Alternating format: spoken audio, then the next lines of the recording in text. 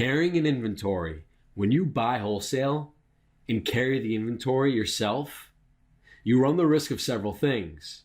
You're the one taking the financial risk when you buy an inventory without having the sale first. You're decreasing your cash flow in the short term in order to increase your cash flow in the long term. Let the wholesalers carry the inventory and take the financial risk because you don't have to. Never carry any inventory. You're increasing your cash flow every time you make a sale in the short term and in the long term.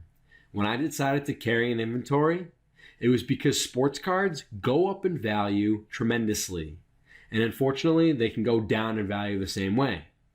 I decided to invest into buying an inventory for myself in the hopes that the newly released sports card products would increase in price on the release date and I'd be able to sell them to the wholesaler for a profit.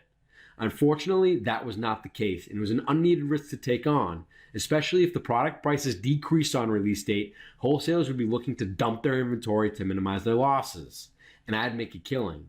Instead, I was the person who needed to dump their inventory because I didn't have a ton of cash flow, and I needed whatever money that I could get. If I didn't buy any products and kept to the drop shipping plan, wholesalers would have to dump their products to me. They would retail the same product for much, much more to customers because they needed to minimize their losses somehow. I had no financial burden to account for, and I could list the product for $50 cheaper than the wholesalers.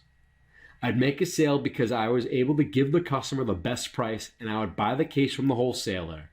When a product's price drops, these were the times when I would profit most, especially when I did not have to carry the financial burden. From there on out, I would decide to bet sell them, meaning I would never carry an inventory because the financial gain versus the financial loss was not worth it. It was easier for me to lose money carrying inventory than it was for me to increase income. So never carry an inventory because the risk does not outweigh the reward.